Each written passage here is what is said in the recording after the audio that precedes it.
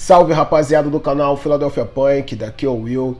E hoje eu queria conversar com vocês um texto da Bíblia que é pouco abordado. Valeu? Eu vou ler o texto aqui e vou dar ideia. Se liga. Hoje, como eu tô reformadaço, eu vou usar a Bíblia física e vou ler o texto todo. Já é? O texto fica lá em Lucas, capítulo 15, a partir do versículo 11, tá bom? Então vamos lá. Continuou. Certo homem tinha 2 filhos. O mais moço deles disse ao pai: Pai, dai-me a parte dos bens que me cabe. E eles repartiu os haveres. Passados não muitos dias, o filho mais moço, ajuntando tudo que era seu, partiu para a terra distante e lá dissipou todos os seus bens, vivendo dissolutamente. Depois de ter consumido tudo, sobreveio àquele país uma grande fome, e ele começou a passar necessidade. Então ele foi e se agregou a um dos cidadãos daquela terra, e este o mandou para os seus campos guardar porcos. Ali desejava ele fartar-se das alfarrobas que os porcos comiam, mas ninguém lhe dava nada. Então, caindo em si, disse: Quantos trabalhadores de meu pai têm pão com fartura, e eu aqui morro de fome? Levantar-me-ei e irei ter com meu pai, e lhe direi: Pai, pequei contra o céu e diante de ti. Já não sou digno de ser chamado teu filho. Trata-me como um dos teus trabalhadores. E levantando-se, foi ao seu pai. Vinha que ele ainda longe, quando seu pai o avistou. E compadecido dele, correndo, o abraçou e beijou. E o filho lhe disse: Pai, pequei contra o céu e diante de ti. Já não sou digno de ser chamado teu filho. O pai, porém, disse aos seus servos: Trazei depressa a melhor roupa, vestiu, ponde-lhe um anel no dedo e sandálias nos pés. Trazei também e matai o novilho cevado. Comamos e regozijemo-nos, porque este meu filho estava morto e reviveu, estava perdido e foi achado. E começaram a regozijar-se. Ora, o filho mais velho estivera no campo, e quando voltava, ao aproximar-se da casa, ouviu a música e as danças. Chamou um dos criados e perguntou-lhe o que era aquilo. E ele informou: Veio teu irmão, e teu pai mandou matar um novilho cevado, porque recuperou com saúde. Ele se indignou e não queria entrar. Saindo, porém, o pai procurava conciliá-lo. Mas ele respondeu a seu pai: Há tantos anos que te sirvo sem jamais transgredir uma ordem tua, e nunca me deste um cabrito sequer para alegrar-me com os meus amigos. Vindo, porém, este teu filho, que desperdiçou os teus bens com meretrizes, tu mandaste matar para ele um novilho cevado. Nossa, mandou um novilho cevado. Coloquei uma interrogação aqui que não existe. Então ele respondeu ao pai: Meu filho, tu sempre estás comigo. Tudo que é meu é teu. Entretanto, era preciso que nos regozijássemos, nos alegrássemos, porque esse teu irmão estava morto e reviveu, e estava perdido e foi achado. Cara, é o seguinte, é claro que estou zoando, né, com relação ao texto pouco conhecido. Na verdade, esse texto é muito conhecido e muito usado em diversas pregações, inclusive as evangelísticas, né? Só que esse texto, no início da semana, bateu na minha mente o tempo todo. Fiquei incomodado com esse texto e veio na minha mente: cara, não é justo a história do filho pródigo. Não é justo, não faz sentido, cara. Sabe? Como que um cara que saiu para fazer as besteiras, voltou, foi honrado, e o cara que estava lá na casa do pai, obedecendo ele, não foi honrado? Mano, não faz sentido a lógica, porque na verdade o irmão que ficou, né, o cara que ficou, ele não pecou. Aqui não diz que ele pecava, muito pelo contrário, ele obedecia às ordens do pai. Então eu fiquei lendo o texto, cara, diversas vezes para tentar entender qual o segredo do filho pródigo, né? Qual o segredo do sucesso do filho pródigo, né? Tá parecendo uma devocional coach. Que coisa absurda. Nesse texto eu aprendi que existem 2 tipos de pessoas dentro da igreja: os filhos de Deus e os evangélicos. Uai, Will, mas não é a mesma coisa? Não, não é a mesma coisa. Vou te explicar o porquê.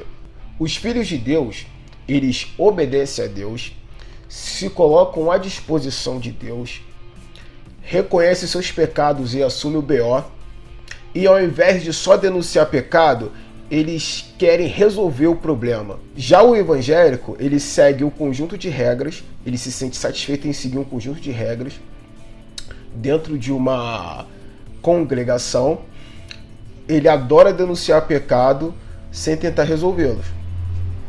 E não se coloca à disposição de Deus para resolvê-los. Ele gosta de apontar, condenar, falar que está errado e reclamar nas redes sociais. E depois ele deita e dorme. Dane-se o planeta. Ele que está certo, ele que vai ser salvo.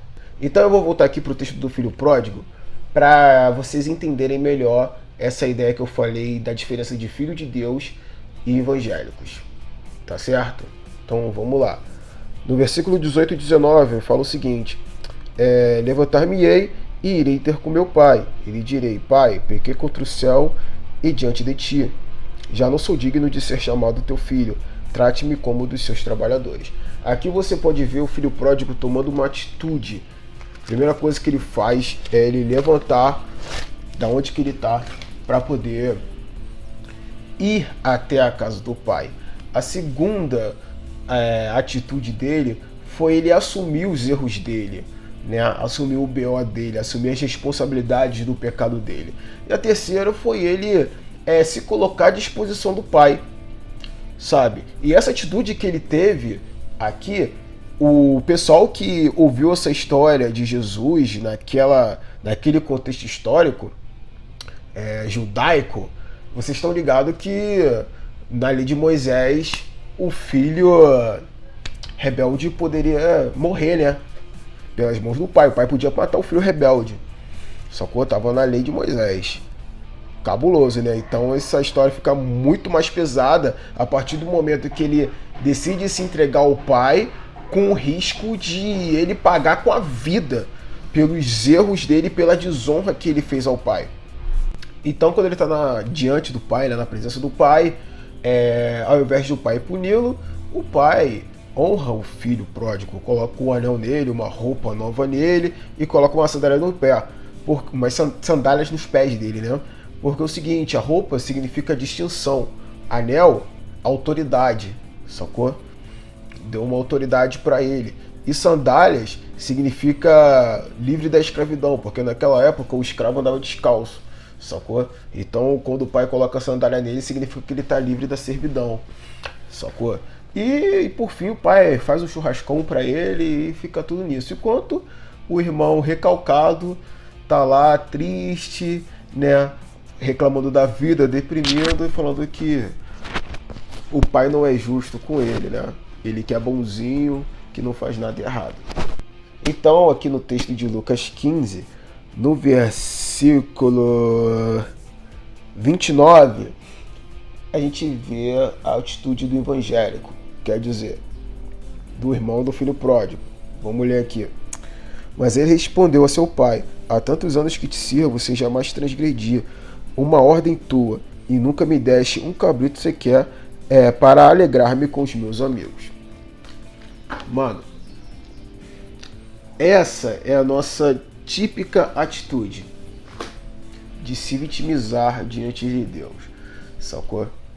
Mas qual é o segredo, qual a diferença entre eles dois? Por isso que, realmente era injusto com o cara que ficou, né? Mas, cara, aqui em nenhum momento o filho que ficou se colocou à disposição do pai para alguma coisa. Então, mano, a simples diferença entre o filho pródigo e o irmão que ficou é que o filho pródigo se colocou à disposição do pai, né, para fazer o que ele quisesse, o que o pai pedisse. Já o irmão que ficou, o brother lá, né, que ficou, nunca se colocou à disposição do pai. Ele sempre se limitou a fazer o que o pai falava, um conjunto de regras. Então esse é o nosso problema. Às vezes a gente acha que Deus criou a gente para seguir um conjunto de regras por capricho dele, porque ele acha aquelas ideias legais, aí ele fez a gente só para seguir essas regras, e quem obedecer essas regras vai para o céu, quem não obedecer vai para o inferno. Às vezes a gente limita Deus com relação a isso, entendeu? Quando na verdade, se você for ver lá no Gênesis, e lá Adão e Eva, você vê que Deus criou o homem para ter um relacionamento com ele, saca? Então depois da queda de Adão, a gente perdeu essa parada, entendeu? E Jesus veio aqui, Jesus veio na Terra para ensinar a gente a nossa verdadeira natureza em Deus, tá ligado? Então, brother, a diferença do filho pródigo pro cara que ficou é o relacionamento que ele se colocou disposto a ter com o pai, sacou? O pai não tá interessado só que você siga as regras dele, não, sacou? Você pode até seguir, mas você nunca vai desfrutar realmente de um relacionamento com ele, os milagres de Deus, as promessas de Deus, porque você tá se colocando na posição de um robô. Só que a gente tem aquela pegada, né, de se colocar, às vezes que a gente quer barganhar também, né? A gente fala assim, ai Deus, a minha vida está na sua mão. Porque você sabe que Deus é bom, ele vai te dar tudo do bom e do melhor, sabe? Só que quando você está na mão de Deus, você tem que estar disposto a fazer coisas que você não gosta de fazer e não está acostumado a fazer, ou dói fazer, sacou? E às vezes não é tão gratificante nem honroso, sacou? Vou te dar um exemplo meu, mano. Um exemplo meu com relação a isso. Como eu falei do início, que eu me pegava questionando Deus nas minhas orações, falando que eu estava colhendo pouco, ou até me comparando com alguns irmãos em Cristo, sabe? Não é uma questão de inveja, né, cara? Ou seria inveja? Talvez seja inveja, sim.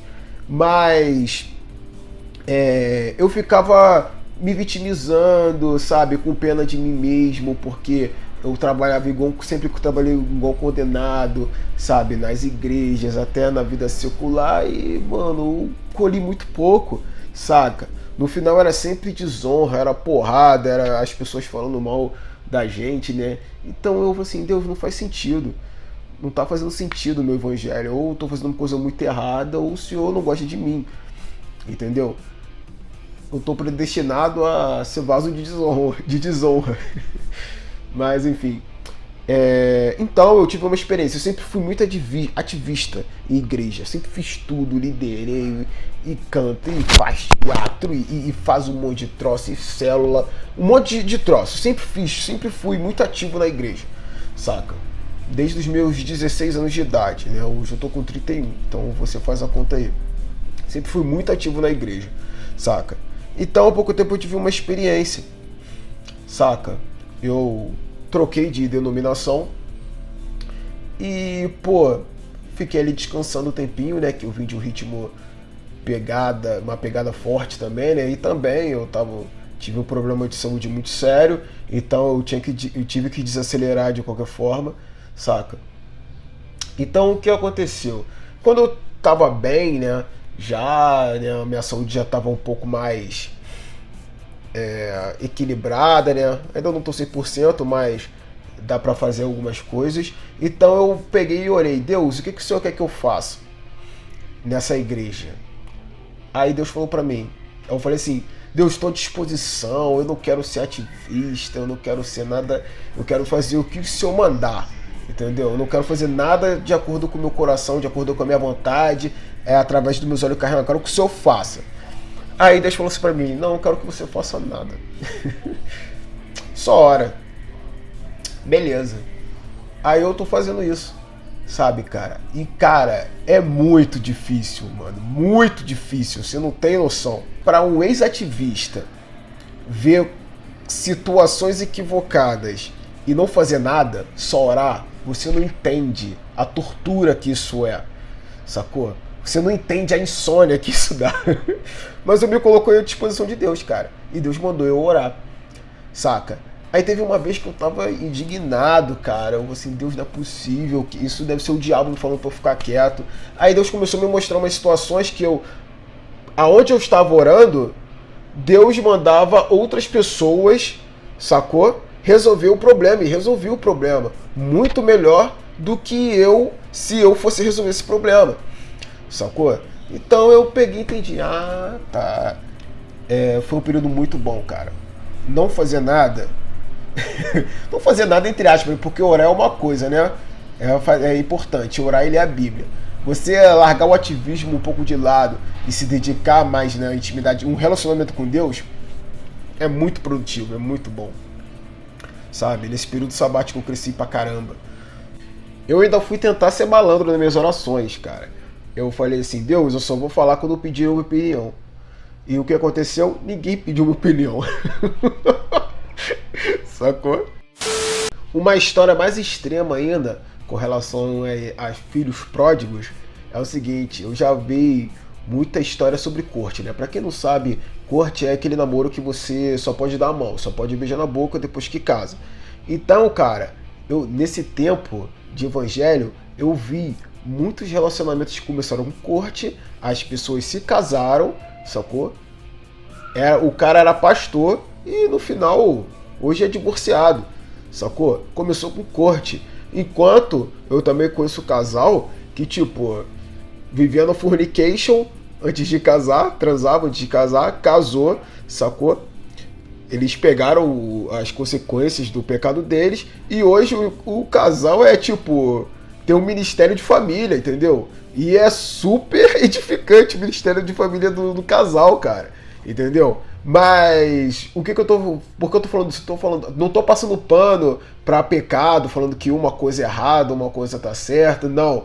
O que eu tô tentando dizer é o seguinte, que nesse sistema que eu vivi por exemplo, que eu convivi de corte, que o pessoal fazia corte, era um conjunto de regras que, tipo assim, o pessoal falava, ó, se você fizer corte, com certeza Deus vai te abençoar, sacou? Mas o cara só se limitava a corte, o cara não ia buscar Deus com a esposa, biblicamente, entendeu? Então ele achou que só pelo fato de não beijar na boca até o casamento, achou que o casamento ia ser uma bênção, quando na verdade isso não é um fato. Isso foi uma regra que foi feita na época, né, para evitar o pecado da galera, né, de fornicação. Beleza, funciona. Mas isso não garante que você vai ter um casamento bem sucedido se você seguir essa regra à risca.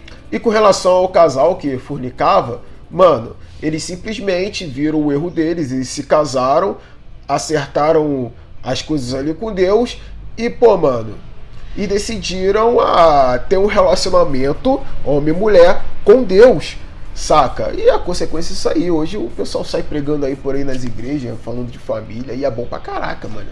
Então toma cuidado pra você não colocar Deus dentro de uma caixinha de regras, saca?